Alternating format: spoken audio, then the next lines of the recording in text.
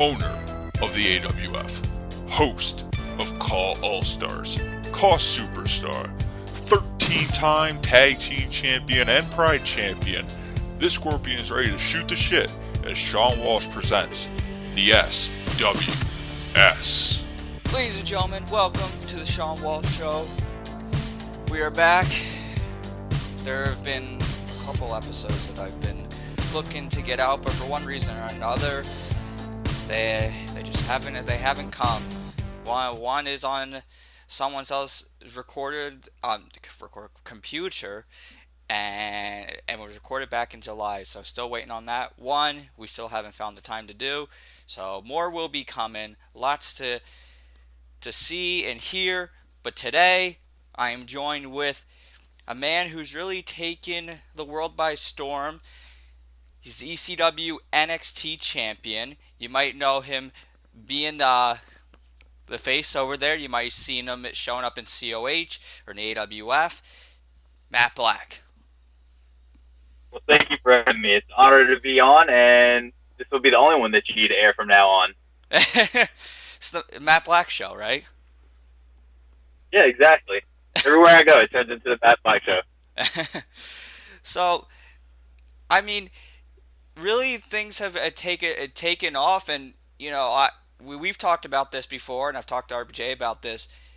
There's a lot of people who've done CAW Wrestling or had some kind of role for many years, and when was the first time that you got involved? Was it 2016 or? Yeah, I think so. It was like, I guess, probably about 2016, because I joined right as we were switching from 2K16 to 17 on the ECW year. So yeah, it'd been somewhere around the end of 2016, I think, or somewhere around there. Mm-hmm. It hasn't been long. It's maybe been a year and a half, 2 years close to it, maybe something like that. Yeah, and one thing that I realized, because I started watching ECW not too long after that you came in, and I was under the impression that you were there a lot longer than I thought. You picked it up pretty quickly. So my question would be how is that? Because there's a lot of people who've done this for a long time, who either just haven't picked it up or just don't know what they need to do. I don't know if there's something in your past, like Ben Hopkins, like when he came over to COH and the AWF, he picked up things really easily because he had a past in like doing theater and everything, so he learned a lot from that. Did you have anything in your past beforehand or did you just figured it out? More or less just figured it out. I've always had an interesting thing for like storytelling. So, like I've wrote and stuff like that before. But I've also did some training to learn actual pro wrestling in real life. So I had a little bit of that, but for the most part, it was just kind of like learning on the fly. It was really talking with roster. Me and RPJ had a ton of talk that really got me going forward, giving me ideas. I gave him ideas. It was more me investing time into the character itself and taking storylines in the route that really kind of invested me into learning how to do it.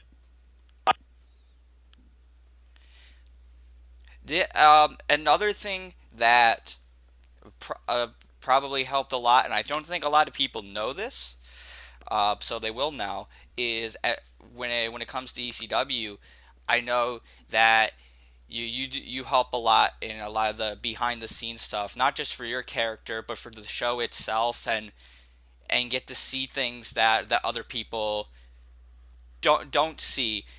So do you think that has helped a lot? Oh, absolutely.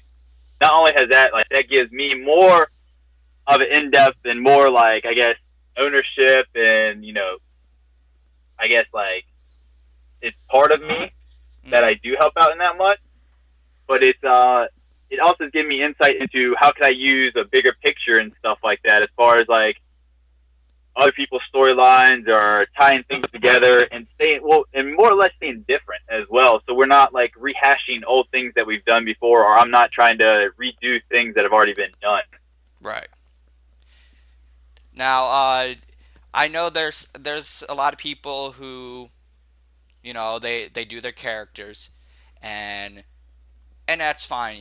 They do them well, but when they hear what some of like the creators and the editors have to do, they're like, nah, not for me. Was that something where you just got the itch to do it, or like how did that come about that you got interested in helping out in that, and kind of in a way being like the maybe with Anthony as well, being the next man to RPJ? It just kind of happened, to be honest. It was one of those things that me and Ryan were talking, and he had been for some time mentioning about he wanted another commentator on doing the show with him. Mm-hmm. And it was something that I was like, man, I'll throw my hat in it. It seems entertaining and fun. I mean, I sucked at first. You can go back and listen to especially on that Fastlane pay-per-view. I've gone back and listened sometimes, and I'm like, ugh, this is not that good compared to what I do now. But it was a learning process, and it was entertaining. But not only that, it was just kind of one of those things. Once I got started doing the commentary, it was like, what else can I do to help out? And, it slowly morphed into transfer calls that were on PC over to where we're on Xbox. Creating titles, creating show layouts. It was just different stuff like that to help ease the load off of RPJ, because at that time he was the one doing everything. Yeah, and to go on to that, the point about commentary, because I think there's this notion that commentary is easy, and it's not. It's very it can be easy when you become good at it, but when you jump on it, and because you have to know so much more, the biggest thing is you have to know the storylines, and I know I've talked to RPJ about it, and that's the biggest thing to learn. You have to know what's going on, and people know what you know and what you don't know, and it's not, when you're talking about yourself in a promo, it's easy to put yourself over, but it's another thing to go and put everyone else over. The hardest thing when I was telling him was when somebody doesn't really put forth the effort, and if I have little to go off of, it's very hard for me to tell your match when you haven't given anything or any progression to your character or a storyline, and we're just kind of flapping at the wind, just kind of throwing things out there and seeing what sticks and stuff. Mm-hmm. Hey, that's another reason why people should be looking to do what it takes to change and evolve their character, be active, even if that's posting things on Twitter, being involved in Facebook groups or on Discord or whatever. At least it gives some things that you can talk about on commentary, and what the commentators say can light a huge storm into what comes next for the character. Which, by the way, when it comes to your commentary, it's very, very good now, very entertaining. You and RPJ, well, I should say Brian Cole, work off each other very well, and then Anthony into the mix just makes it a whole hell of a lot of fun. Oh yeah, it's one of those things whenever if me and Ryan worked well, because we had already had a lot of conversations before, so we already kind of knew the route that we were going to go in and take as far as the characters that we when we announced. But when we add Anthony into the mix, sometimes it's a clusterfuck of shit that just is highly entertaining. But it's one of those things that it's truly something special when you get all three of us on that table. Mm-hmm. Now, which I think is kind of funny is,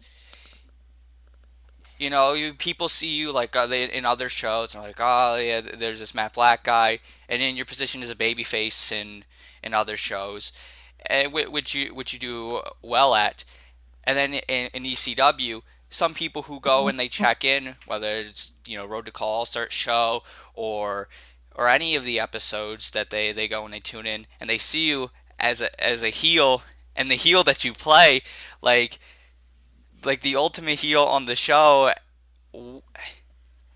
Did you, when you came in, did you envision that you would eventually become this big heel? Because you came in ECW as a babyface. No, that was never the plan. The plan initially was for Matt Black to be the white meat babyface Mm-hmm. in the ECW. That was the plan. But the way that I had cut a promo and the way things were just going, RPJ came into me and goes, what do you think about going heel? This is the route we're going to take. And it just happened to be that it worked out in my favor. And then just after talks and talks of how we want to do the character, it just slowly morphed into what you have now as this despicable, egotistical, maniacal dude who literally thinks he's God's greatest gift to everything. Do you prefer now that you have done the heel role for a long while now, and then you kind of get a balance doing the white meat babyface role in other places. Do you have a preference for which role? It's hard to say right now, because it's just really a lot of the babyface is really just kind of getting started. Mm-hmm. So right now, I'd have to say I'm more favorable to playing the ECW Matt Black, but I think that's just because I played the character longer. I feel more in depth into that, the gimmick, as if you will, the gimmick, the way I present that character, as opposed to say, the AWF or COH where I'm the babyface. It's a little bit of a newer territory for me. Right, and I like that you said with because the character's been in ECW longer, and there's been this long story told to where the character is, whereas in COH and AWF, it's the character story is still being told. It's still getting to the point, whereas the ECW character is very well developed up to this point. Yeah, I mean, that's nothing short of what me and RPJ have. There has been, let's put it this way, when we get to go to do a commentary for, we'll say one of our Raw shows that are maybe 2 hours long, that normally ends up turning into a 6-hour affair because me and Ryan are having talks either about something else that we're going to do as far as maybe other characters in the show or next coming up, or it's just my character in itself of our long-term plans and stuff like that. So we end up 4 hours just talking about that and maybe 2 hours doing the commentary on the show. It happens though. That's what happens when you're interested and you take more initiative into just yourself. A lot of people haven't learned that. That's me taking shots, but yeah. So I mean, I think it's been told before, but might as well tell it again. When it came to WrestleMania, you won the NXT Championship. That wasn't the original plan. You were supposed to work with Kenya Phoenix, I believe. Yeah, I was actually supposed to miss that WrestleMania. You were supposed to miss it. The idea at that point in time was that me and Kenya Phoenix had the match at Fastlane, which was really where Matt Black made the heel turn. What was supposed to happen is I think me and Ryan had said that we were going to weren't going to wrestle at WrestleMania because he had already had a lot of plans in place for WrestleMania, me coming just in and stuff like that. That it was very short term going with that. So then we were going to head into Payback, have the second match of the series, and then I think we were going to have the blow-off match at TakeOver. If I remember correctly, the first TakeOver, that's where we were supposed to have our blow-off match. Right. Or it was either Payback, because I think either way was the setup was actually I was going to actually still take the title from Dick Nicholas, but it was going to be on a more one-on-one long-term thing than actually winning at Mania. Because when Dick Nicholas left, it left the hall, and then we already had plans to call up Lewis. So me being kind of red hot at the time was just in the right place at the right time. And when Kenyon fell out, it was okay, well, we're just going to pull the gun now. It worked out for the best, I think. Yeah. it launched you into that scene, and now the NXT champion, and you went in defending the title at Takeover, and have now been the forefront of the show. So with being not thrown, that's the wrong way, but positioned into that spot, was it any? Did you notice any difference in regards to the spot? Because I mean, like, obviously these belts are not real. They're they're literally not real. They're pixels. But now you become the target of everyone's promos. Well, I think like even if they aren't, well, we'll say well not real. I think like it's one of those things that you don't want to be on the show and be like the champion and literally look like a fool because like you're not even doing anything productive. You're not producing. You're not promoing. You're not bringing anything to the table. So you still like want to have that pride to be like, like I set out every NXT to make people hate me. Like I want people to message Ryan and tell them how much they hate the Matt Black guy. That's my goal every time I'm on NXT. Every time that I'm on the show, like that's my goal. But I think I don't know, it really wasn't anything different. I think I was actually more happy because leading up to all that, I never actually had a lot of like my promo work was against people that didn't promo or anything like that. So a lot of it was me kind of basically building a whole storyline by myself. So once it became into where we're at now, it became far more entertaining because now like I had people that are giving me stuff to work with, like material and stuff. Mm-hmm.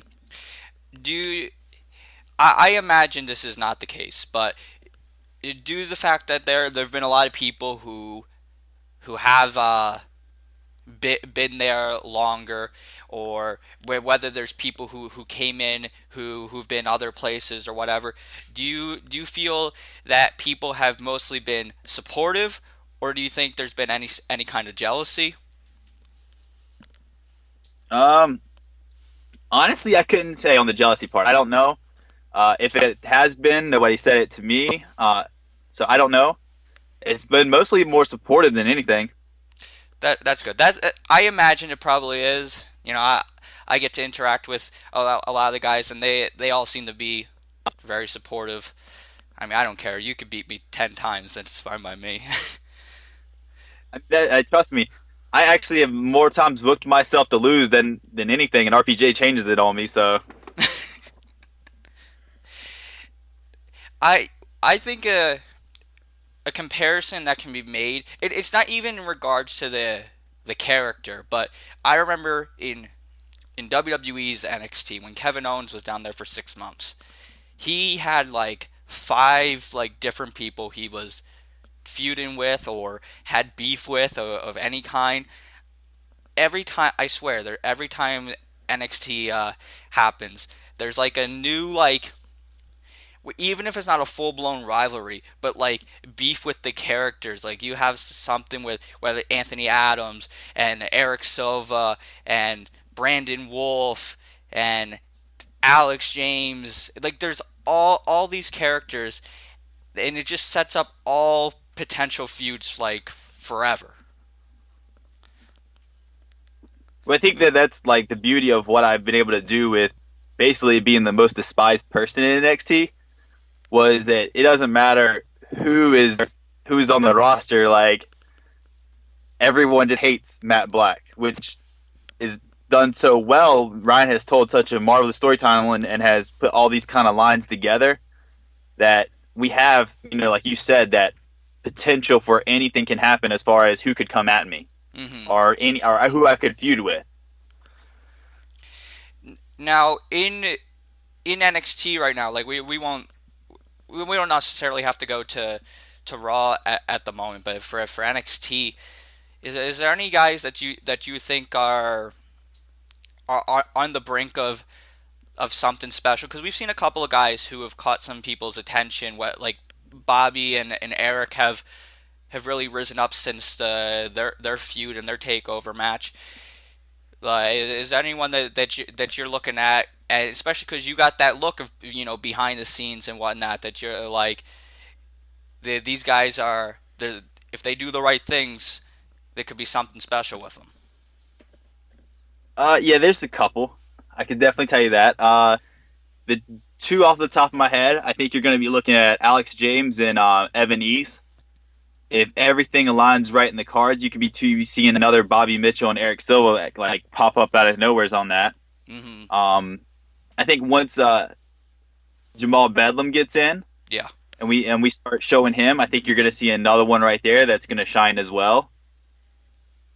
Other than that, we slowed down just a little bit. We got some tricks and some cool things planned. So I don't want to give everything away, but I would definitely say those. I would definitely say those three right now have a super high potential of kind of taking everything by storm. And guys who also are going to be, and I know it hasn't happened yet, but it's going to happen for Velocity. That whole tournament, I can't wait to see. Oh, absolutely. That's another one that me and Ryan have been constantly. Plans have changed. Plans have gone in. Like it's been reworked. But it's definitely a show that we're kind of really excited to produce, really excited to put out too, because it's one of those things with the new reversal systems in the game and dealing with the cruiserweight aspect of it. It's going to be super fun. We plan to keep it very interesting.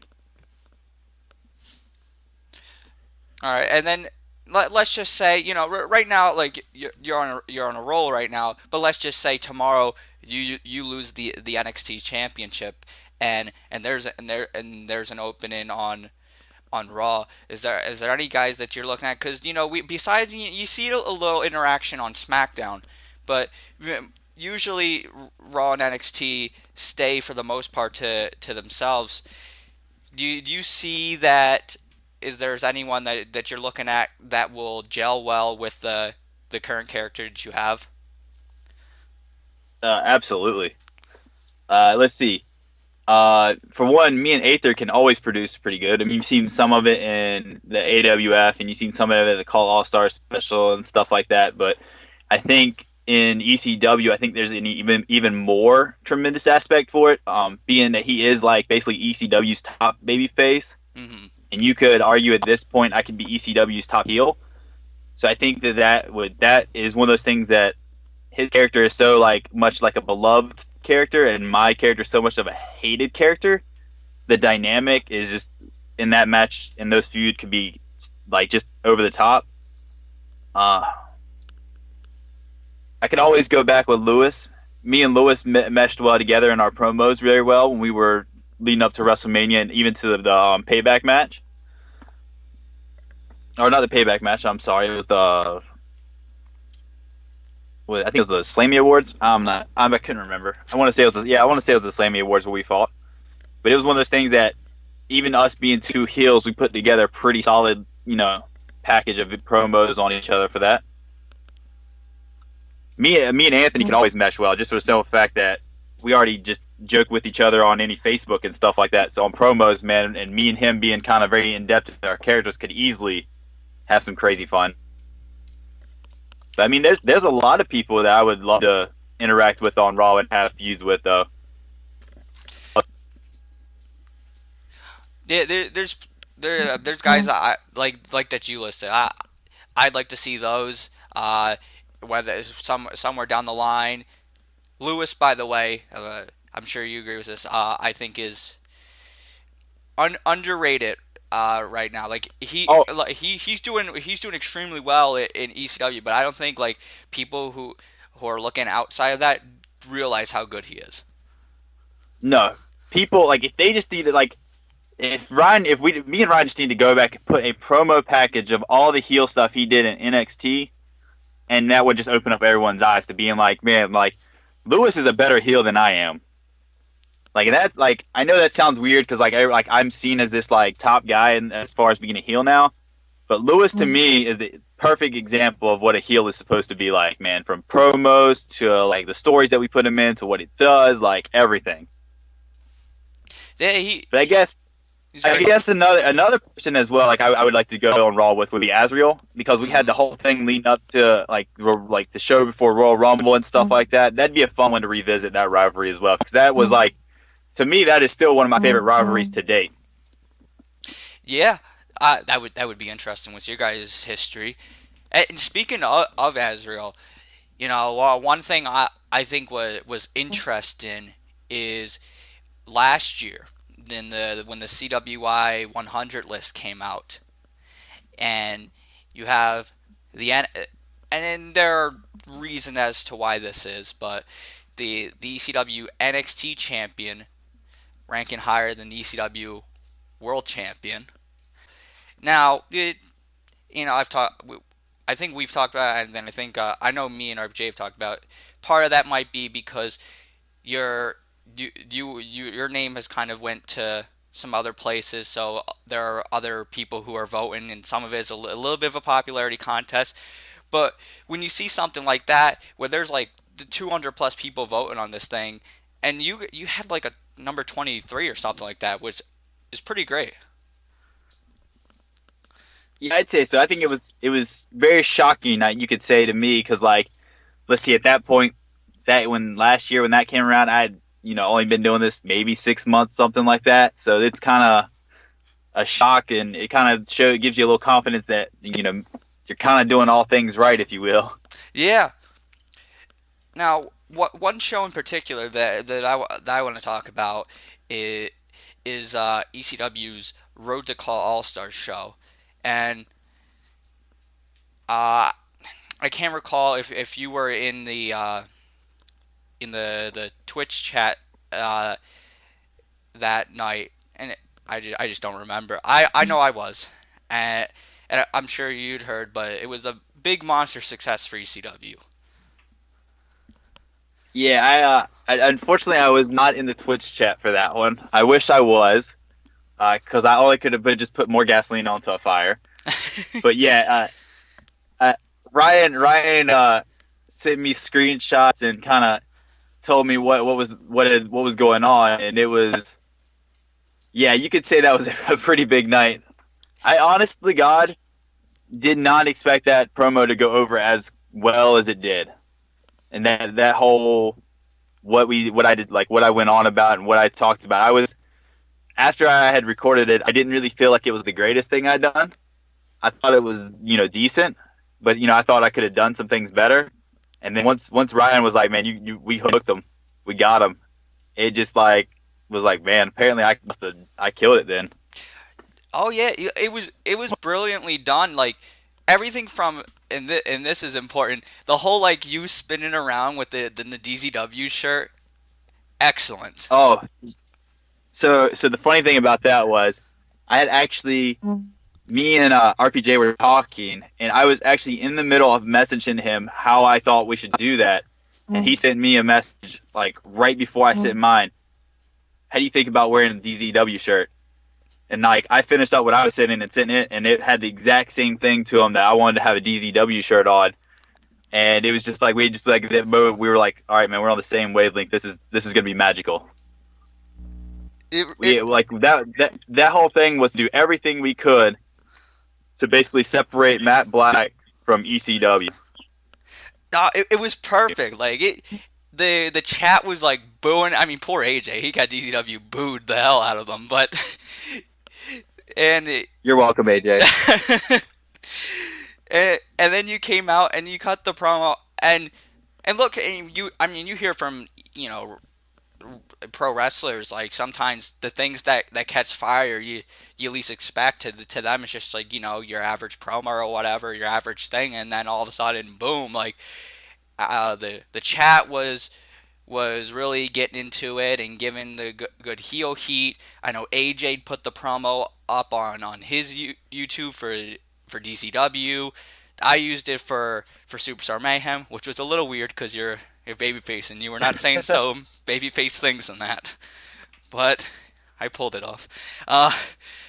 And it just it was the perfect way to start things off, and then when it led to Eric and Alex James, I think for the both of them had big speaking moments for themselves as well. Specifically Alex James, who I was kind of I like Alex James and I liked him previously, but I think he really stepped up in that promo. Absolutely. I mean, we haven't really heard much from him except for really kind of the one promo here and there. So I think for him to actually have some words in there was truly stupendous and was much needed for his character. And it really was, like you said, it's kind of that breakout for him because it really kind of put him on the map after that. Yeah.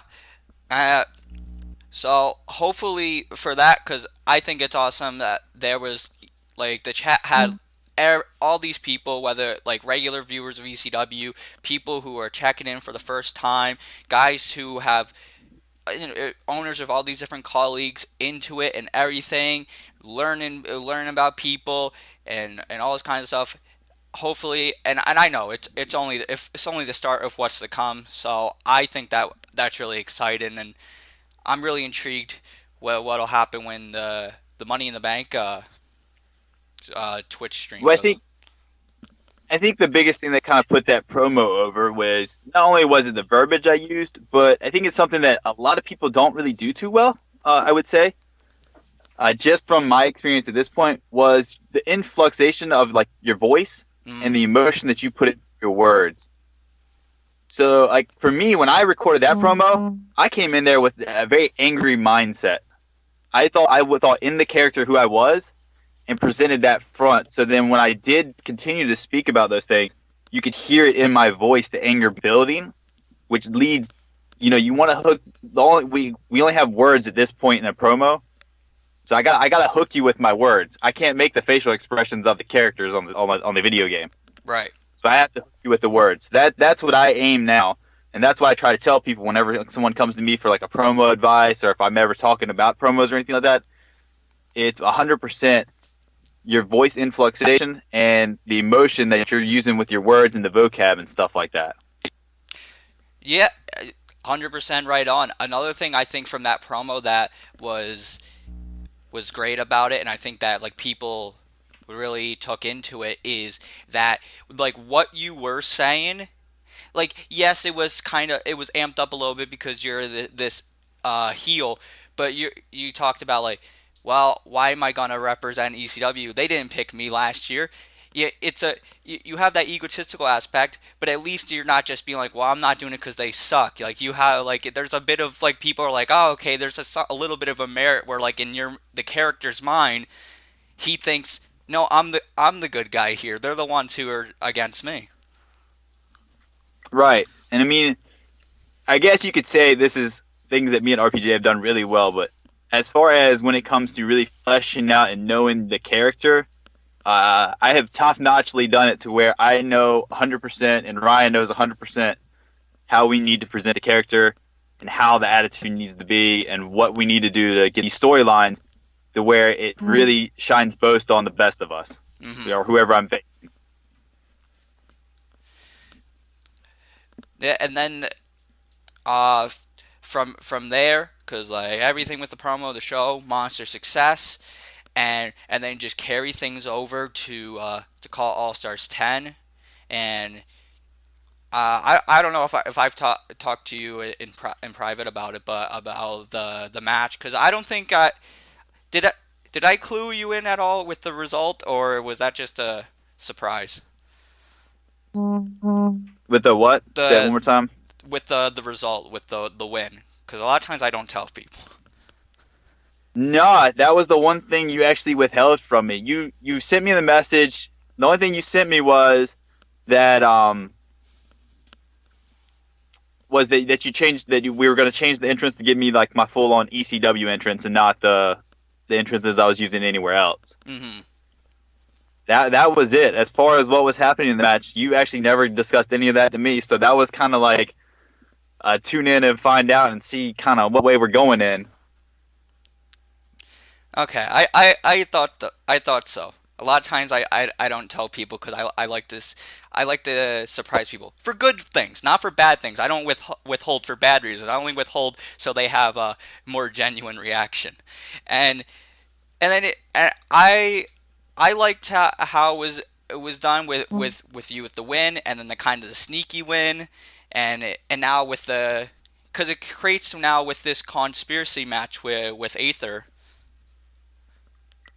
Yeah, that's going to be highly entertaining. I think now we have merit to that match, not only CAW All Stars, but it gives like I said, now you get that top babyface to top heel in the same company, but really have not actually had any interaction in that company. Mm-hmm. I think it's going to be great for the long term for both your characters, because now you could always at some point go to that, and now there's already something built there. Oh, absolutely. So it's great and good for Aether too. I heard from some people, won't say who, but I've heard from some people who were listening to like his promos on Raw as of late, because he's the number one contender for the ECW Championship, and we're like, oh wow, Aether, he's really good. I'm like, yeah, he's been kicking ass for a long time. He's been doing it a lot longer than I have. So I'm glad that he's getting the spotlight too outside, and because I know he was in COH, but and again, not a shot, but he didn't have as hot of a start like that you had when you came in. I don't think nobody's had a start like I've had in COH. Like, I will give Travis 110%, and I owe Travis everything right now. I don't think anyone short of coming in and winning the title itself could have a harder start than what I have right now. Oh yeah, you got thrown in a big spot right off the bat. I was a little. And I have not coerced Travis. I have not manipulated Travis in any way to get this. Because wasn't it prior to? Because I remember at the time you were like kind of unsure, because I think you have a good look on. You don't want to have yourself everywhere. See, I never wanted to be in a bunch of shows. I think once you come and get in a bunch of shows, you kind of drain yourself out, not on your character itself as well, but just you're saturated everywhere. So what's the purpose? Nobody's going to come to go and find you. Mm-hmm. You're not bringing anything to the show that you're on. So I think that's an important thing to keep in mind is I don't want to be everywhere, because I want people to come and see the product that I'm a part of, not me going to the place where I can get the most views on. Right. No, I want to build ECW up to where everyone's coming over here to watch our show, and I'm one of the big reasons why that's happening. Like, I want that. That's what I want. So I look at that. I'd say for me, I want to only be maybe at most be 5 shows, if that. Just because I want people to come to those shows for the character itself, and not me overstep my boundaries and reach out. And I think when you do that, you kind of like water out your character a little bit. No, yeah, you're right, and I think 5's a good number. There are a lot of people that are in like. There was a point where that people are in like 10 plus shows. I'm like, dude, like, how do you have the time? First of all, how do you have the time for that, to have the focus and give you 100% in all of those shows, and then everyone, because I heard from people, they'd be like, oh yeah, that's cool and all, but then this is like the 10th time I'm seeing them this month or whatever. Like, you gotta slow it down. You can't be everywhere. You got to be at a comfortable amount. You never want to be oversaturated. That's not a good thing. No. I mean, I know even like WWE, like before they just did this, went back to the brand split, and they'd have 3 hours of Raw and then SmackDown, and you'd have Roman Reigns would show up on 3 segments on Monday, and then on Thursday for SmackDown, he'd show up like twice and be like, man, how can anyone get behind anyone if you see them way too much? Right. It's one of those things that there's no more, like, you kind of lose the mystique to your character, I feel like, a little bit. Mm-hmm. Now, nonetheless, was it that, like, did you go and message Travis, and then did that all come all after with AJ and everything, or how did that come to be? So the whole thing with COH is you actually messaged me first on that. I guess you had spoke to Travis and you spoke to me about, would it be something I would consider going over to COH? After I kind of thought about it for a little bit, and I wasn't exactly sure if that was something I wanted to do or not. after a little bit of thinking, I decided, sure, why not go for it? So I messaged Travis, but I gave him one stipulation. The only stipulation I gave him was I didn't want to be just some guy that just shows up on the show. Mm-hmm. I wanted to be some guy, like I wanted to have something special. I wanted to make this something special. What I told him is we need, like, let's do like some sort of teaser trailer that isn't exactly saying it's me, but it gives something to imagination where there's enough in there that, you know, if somebody knows what they're looking for, they know it's me. And that's kind of where the whole Chris Jericho code trailer thing came from that kept airing for the first 3 weeks of the new after Ultimate Glory. Ultimate Glory. That's where that came from. Me and Ryan came up with this trailer that had, kind of the coding coming down. And if you look in kind of the coding, that has quite a bit of giveaways in there about, this is me coming. We did like those like little screenshot with the Elite News on it and stuff. So we put that together, and that was my only stipulation with Travis coming into COH was I didn't want to be some guy that appeared on the show. I didn't want to be how everybody appeared in the Battle Royal, how everybody appeared on that first episode of Slam. I didn't want that to be the case. Yeah, I wanted, if I was thank going to goodness, do this, by the way, I think they all got fired.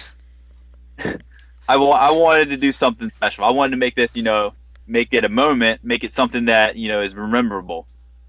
And it wasn't until I think the first show, right before he aired the first one, that he told me what was happening. I had no idea that it was going to be AJ was going to be what I was going with first.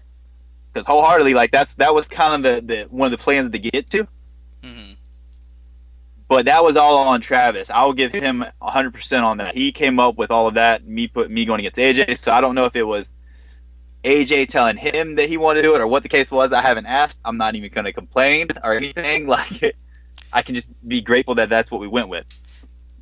Yeah, as far as I know, and I don't know much, but as far as I know AJ when AJ was aware that you were coming into COH, I knew he'd mentioned he'd like to do something with you, and because I know at the beginning there was a lot of question marks in what people were going to do and to start things off. I think it was a Travis move to go right into it. I think AJ had envisioned it'd be something down the road, and Travis went with it right off the bat, and I think he made the smart move there because it's really, you guys are one of the highlights of the Slam right now.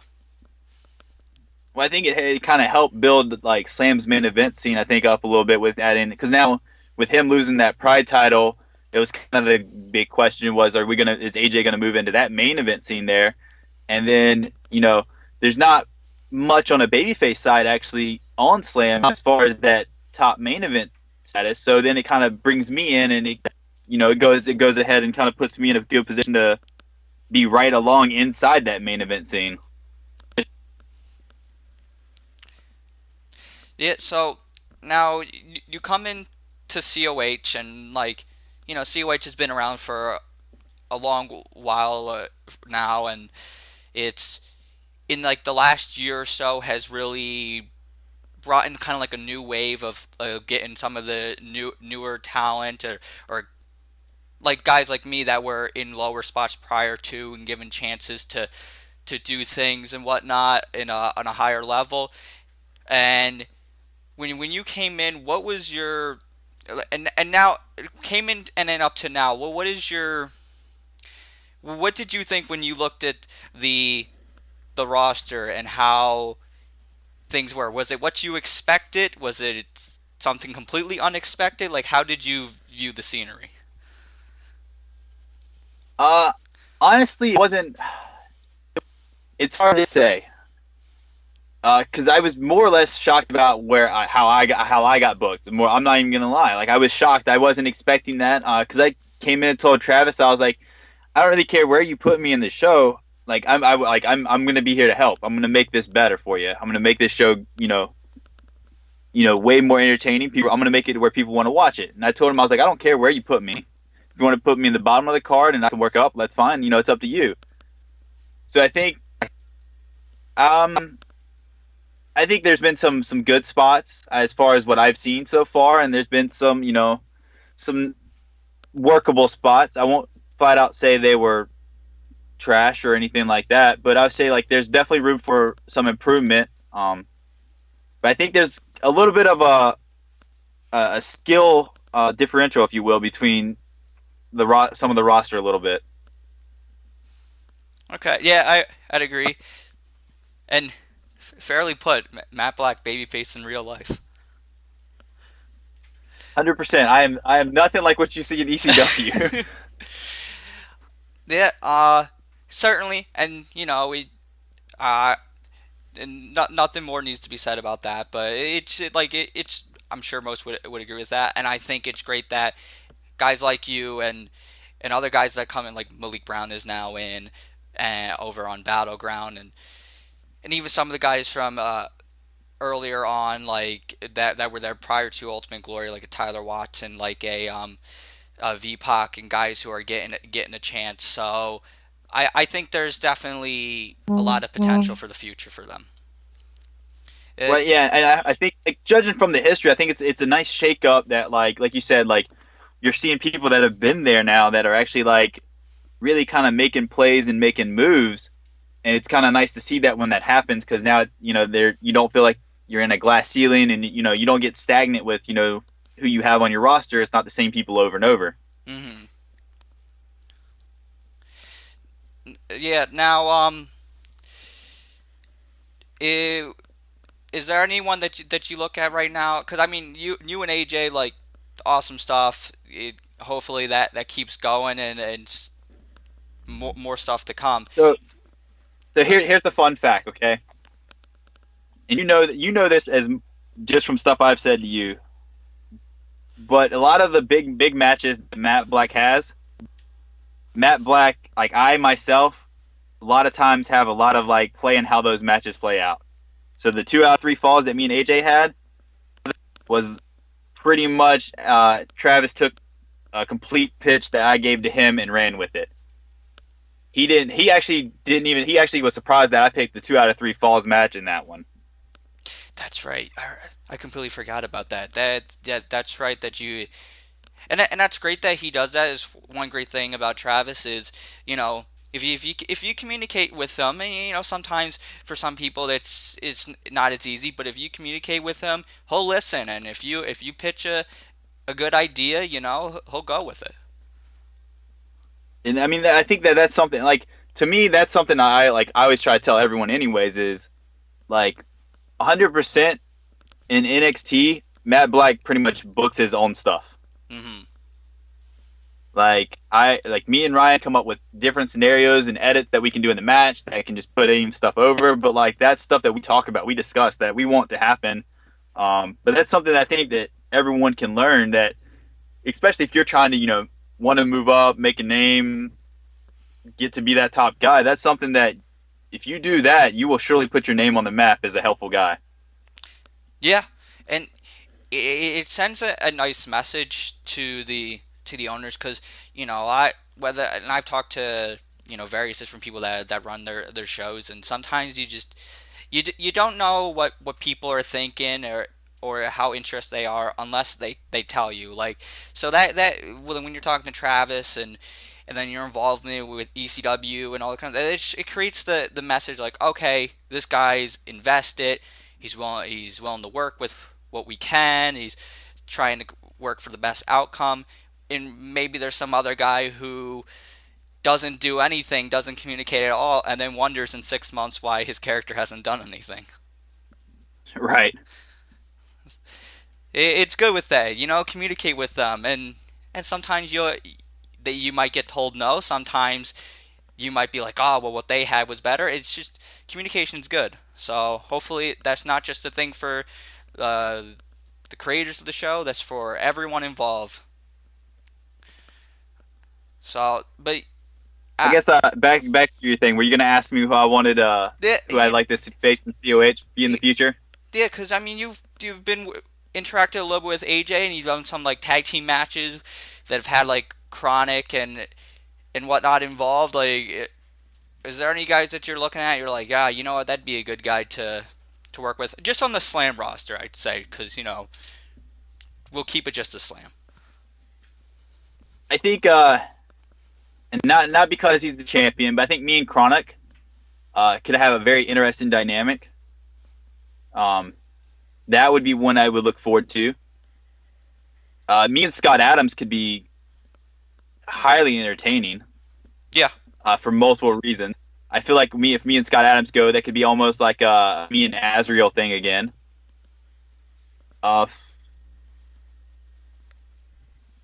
Honestly, I would really anybody different that I've never interacted with would be entertaining.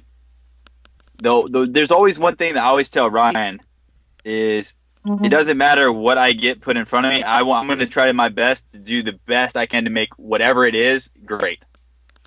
Yeah, and that's all you can ask for. And if you guys make the most of it, I know offhand from COH, when Jay Crack and John did their feud, it was supposed to be a one-off. But John and Jay worked so well together, it ended up becoming they had another match, and has led to their story up to this point. Me and AJ, when we did our whole thing for the Pride title, it was meant to be, things had happened, so there was an opening. So, like, I was able to enter it, and we did really good. And then we ended up main eventing one of the CPVs. And then we ended up being able to come back to it, where I eventually won the title. If you make the most of it, it could be exciting what big things can come of it.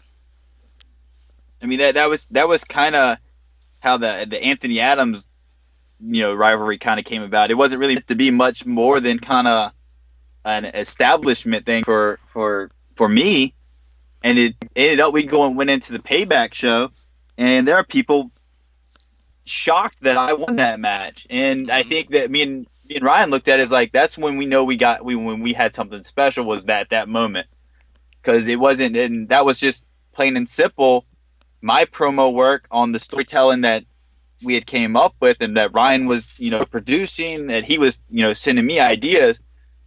That was one of the things that, like you said, it wasn't meant to be much more than, just this, and it ended up turning into something way more than what it was supposed to be. Yeah. And unless there's any more with COH, although we're excited in what's to come in the future, but we talked about it. AJ, another place that you're at is DZW, and DZW has a very we'll call it a seasonal schedule, and and AJ will be the first one to say that. What do you think? I mean, it hasn't been much so far, but what do you think of DZW so far and its presentation? Because I think DZW really sets itself out of the pack in comparison to other shows, because it just looks and feels different. I enjoy it wholeheartedly. I had never actually watched it until I was on the show. Mm-hmm. I know, terrible me. No, but it's true. Like, that's what happens with people. It happens all the time. It was the first time I watched it, and then the first thing that truly caught my eye was one, AJ's commentary voice, and then not only that, but it was he actually does the ring announcing for the people coming out, which is something that's not done in anywhere else that I've seen, where they actually do a ring introduction for the call walking out. I think that, like I said, those are those little things. It's little small details that really make something truly special for me, that I truly enjoy watching. Ring announce is good. I don't even do that. That's laziness on my part. AJ's really good at making things look very professional with his show. No, nobody does that. I can tell you 100% nobody does that right now. But I mean, it's definitely a different feel. It's one of those things. It's very interesting because it is such a sporadic release, if we will. Mm-hmm. That it's almost it makes everything kind of special when it kind of comes up. if you will. It Yeah. makes things like it kind of puts it in a must see kind of category, a very special. It has a that it factor to it, that atmosphere to it.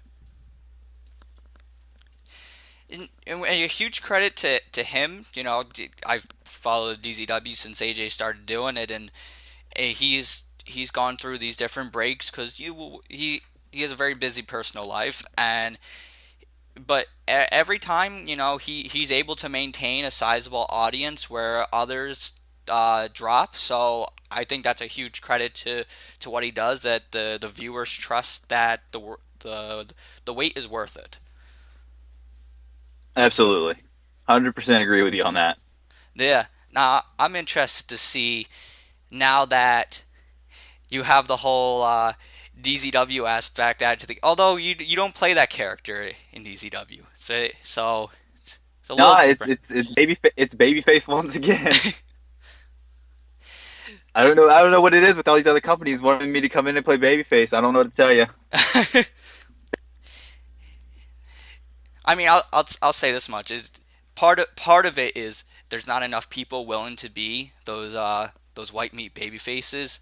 Like, it's everyone likes to be the cool heel, and when you're a good heel, cool heel. I should say it like that's derogatory, but everyone likes to be heel because it's fun and you get to say mean things, and that's fine and dandy. But everyone wants to be a heel. If there's a perfect opportunity to be heel, then great. But so a lot of times it's looking, because I hear people, whether it's like, because you've been able to go into places and do very well. Brandon, like he's heel in CCL, but just about everywhere else he's a baby face, and he's been doing well, and everyone's like, oh, why has he been able to? Well, I mean, he fits a need that a lot of shows have. They need that white meat baby face, and he fills it. So it I think that is a little part of why all these shows are like, we need that white meat baby face. Yeah, absolutely. And I totally agree with you. It's 100%. I don't think you have very many that exude that white meat baby face. Kind of everyone kind of catches themselves in this weird tweener category where they still want to be like the cool heel, if you will. Almost kind of had that like Bullet Club feel to it, where like we're edgy and everything like that. But nobody wants to really get the Daniel Bryan kind of baby face, almost, if you will. Yeah. Oh, I gotta ask you. I know what RPJ thinks of this, but what do you think of tweeners? It's dumb. It's not worth it. It's very hard to tell a story with a character that's a tweener, and there's no way, and especially in CAW itself, there's no crowd interaction to give you that very tweener feel. So there's no point. Like, you just don't. You're not doing yourself any good. It's dumb. It is dumb. Or you got they'll go, I'm an anti-hero, and they'll go, well, Stone Cold Steve Austin was a babyface. He'll tell you that. And an anti-hero doesn't go in thinking he's an anti-hero. You don't play that. That just happens to be the case that happens. Yeah. Oh. Is it? Trust me. We've already. Yeah. You can't book, like me and Ryan have talked about it. You can't book a tweener in CAW. It never works out well. No, that doesn't. You have to have that dynamic of the good guy versus the bad guy. Or you got these people who, though, they're these like edgy baby faces where they're technically slotted as a baby face, but they'll act like a heel. Like, no, I need you to be the good guy. You need to be the guy that I can cheer. Don't be Right. The heel. You're the guy that's overcoming the situation, not like adding fuel to a situation. And I think like that. Now that's something that I have to remember to watch when I do when I do my promos and play my characters in other shows. Is like, there are times where I'll start talking and I'll start catching myself drift into heel Matt Black and really start going in, and I'll be like, oh, I have to re-record this now since I've done shot off the foot and killed this whole thing. Now, okay, I gotta ask this. What's the deal with because you've made, I believe, one appearance for ECF so far, right? Yes. How did that come to be? Because I even have some question, like not just for the viewers. Like I even wonder how did that come to be? So that was we were actually I was actually tasked with actually creating Andrew Drake for our Velocity. Spoiler alert. Sorry, Ryan.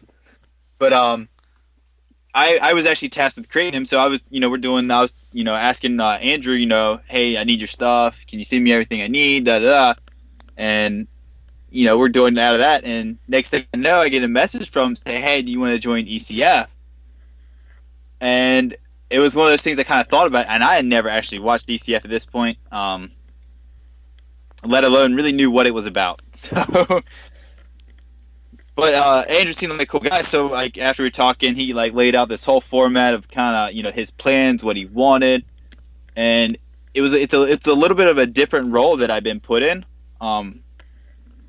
What kind of like playing up to what has happened. So it was one of those things that I actually liked the sound of it, and it was actually one of those things that actually I wasn't going to do at first. I wasn't particularly keen on being like, I want to join there or anything like that. It wasn't anything against Andrew or anything. It just, like I said, I just didn't want to oversaturate myself.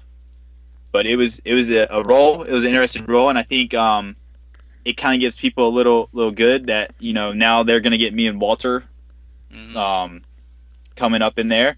So I think that's kind of a neat dynamic because me and Walter haven't crossed the terribly two lot in NXT, and I feel like that's something that people really want to see.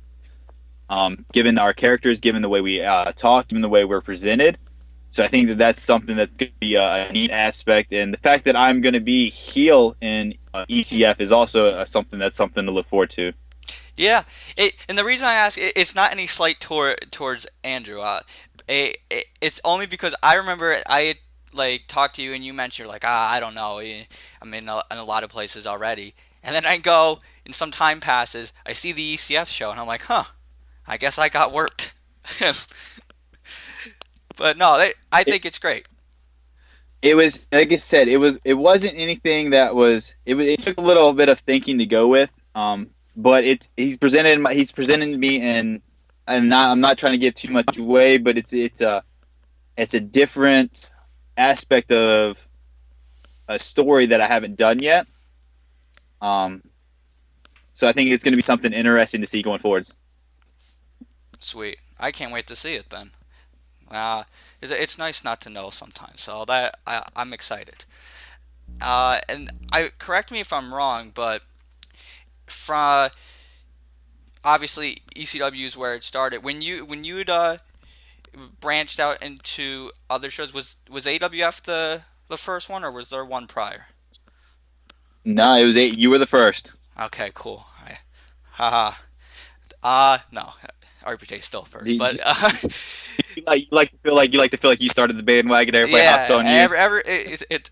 I'm putting myself over. No, but and you'll have to help me with some of this because I forget. I believe it was I pitched it where you were to come in and team with Andre Nogueira, right?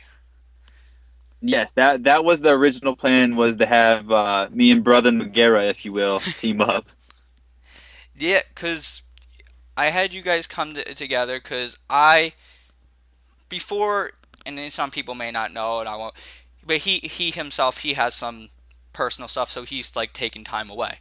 And so, but when he came in, I had a lot of long-term plans for him. Like I was like, this guy's gonna be, because like he was getting better like each time he did stuff, and I really think he was coming into his own. And then I did the thing with where you guys would team up, and that would work for a little bit, and I was like, well, this is great because I could always feud you guys at some point. And funny enough, he kind of where you are now, I kind of had envisioned for him. But stuff came up with him, so I was like, all right, well, this is a perfect opportunity for you to kind of take that and go even further. And the tag team because you kind of carried the team towards the end there when it came to the promos, and after the tag title shot, it was you're on your own. Like, Yeah, I mean, it was something different. It was something to look forward to. I thought it was going to be very interesting. Presenting that tag team aspect. That's been something I've wanted to do. But never really found the right person or the person that I would want to tag team with. I can't really do it. Presented like whether or not it be the fact that I was either playing the heel or the fact that they were on a different show. But it's been something I wanted to do. So I mean, it was nice when it happened. But like you said, it was one of those things that my position now is kind of how it was that going into WrestleMania on ECW was kind of right spot at the right time, if you will. Yeah. Yeah, and it really set things up, and I think what's exciting is because now coming into CyberSlam, you have the triple threat match for the junior heavyweight championship. So Aether, who you've been paired with a little bit as we talked about earlier, and then Ben, where it is really the only place right now that you can do much of anything, because in ECW, I mean, you guys are buddy over there, and Trust me, if Ben is the one person that I would really like to feud with, or I'd really like to team with. He is on that equivalent of, it doesn't matter. I feel like Ben's one of those people that we present our characters in such a same fashion, but still very different at the same time. Mm-hmm. That it would be truly entertaining whether or not we would be feuding with each other or whether or not we'd be tagging with each other.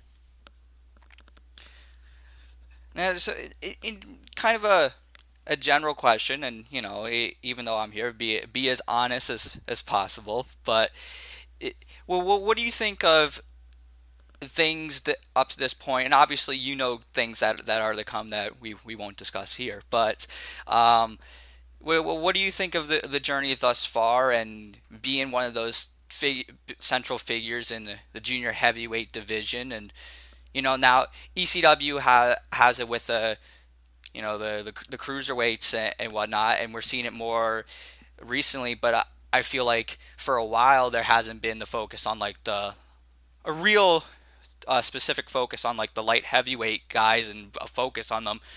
What have you thought thus far? I always thought it's an interesting dynamic. I mean, to me, it's truly entertaining, and especially when it comes to the way that you do the AWF and theirs is, it doesn't feel like, if you will, like back in the day, the WCW, where like it wasn't viewed as like a title that was up there. At least like on the AWF, it still feels like it's an important title. It's not just like something, an undercard thing or anything like that. Like, this is truly, you want to be this guy. But I think as far when you capitalize on, if you will, like those junior heavyweights being those smaller calls, I think it's something different because, like I said, in these newer games and stuff like that, you get a very different reversal system. You get different moves. Everything feels different depending on that size frame. So when you can capture that and put it actually into a video game that that cruiserweight style, if you will, that light heavyweight style, I think it's great. It's something different. It provides a different flow to the show, and I think like when people do it right, it's done very well. Yeah. Now, we're coming towards the end of 2018 now, or I'm sure this will be up before that, but who knows? Going into 2019, like what do you, with everything, just in a general look, what do you look forward to after a big 2018? I'd say what do you look forward to in 2019, and where you're at now, and what would you like to accomplish? Well, I'm not one to set my sights on a mediocre. Mm-hmm. So 2019, I would like to be in the main event of CAW All Stars, and actually either take away that title or defend that title on that show.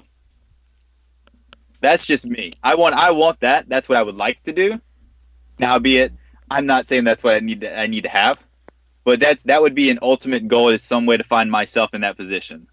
But I think going forwards, as far as show wise, In COH, I want to be seen as the brand itself, as seen as like a face of Slam. I want to be the guy that brings people to go watch Slam, and be the one that is the people when people come in, or people like when they like go there, they're in there right now or whatever. I want to be the guy that people want to be like, yeah, man, I want to feud with him.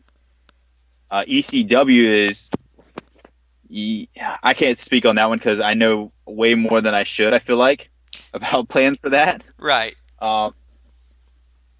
So ECW is just to continue being the most despicable guy in that roster. But I mean, in AWF is, I want to lead the junior heavyweight division, and become, like I said, become that face, become something that's truly special, if you will. But I mean, those are my goals. I just want to keep continuing, really be good and be better, strive to be even better than I was this year, if you will. Good goals. I think you'll achieve. I think you'll achieve a lot next year. So I hope everyone enjoyed the journey and continues to enjoy the journey. And I hope everyone also enjoyed this edition of the Sean Walsh Show. Thank you again, Matt, for coming on. I'm really excited for what's next to come everywhere. Doing a hell of a job. Keep up the great work. Thank you, man. I'm excited for being on here, and appreciate it. And peace out. All right. Have a good night, guys. Whoa, before you go, I have a couple of things to talk about. Don't worry, it won't be long. First, Conspiracy. Conspiracy 2, all together. I'm sure you heard about it. It's coming next month. CAW All Stars, VWU, Video Game Wrestling Network, all coming together to put on a fantastic, nearly week-long event for you, the great CAW Wrestling fans. In case you're wondering what matches you could see from the CAW All Star side of things, well, fortunately for you, I'm here to tell you. You can see Matt Black go one-on-one with Aether Adamus. We saw them in triple threat action back at CAW All Stars 10. This time it's one-on-one. Sho Minamoto versus Travis Touchdown for the FCWL International Championship. We saw the title change back at CAW All Stars. This time Travis Touchdown gets his one-on-one rematch. Speaking of rematches, Immaccuracy versus Sean O'Connor. We saw them go to war at CAW All Stars. We're going to see them go to war, but this time it's going to be locked inside hell in a cell. In a promising moment for at least one of these superstars, a man who had a breakout performance at CAW All Stars 10 in Bobby Mitchell, he threw down a challenge which was accepted by your favorite wrestler and mine, Alex James. That's going to be an interesting match to see. Speaking of interesting, the Great D threw out a greatness challenge and it was accepted by Mikey Truth. Will Mikey Truth be able to put down a former world champion? The leader of the Ben Hopkins brand, a man who has a guaranteed CAW All Stars Championship match in the future, will go one-on-one with the knockout artist Walter Scott. And as seen on AWF Superstar Mayhem episode 50, the DWF is back, and the DWF Championship will be defended as the Great One, TGO, defends against Keller in a Conspiracy rematch.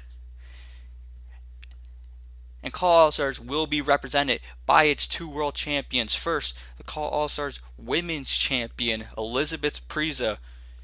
She will defend her championship in a much anticipated match with the first ever CAW All Stars Women's Champion, Amber Stevens. And of course, it's been heating up for weeks.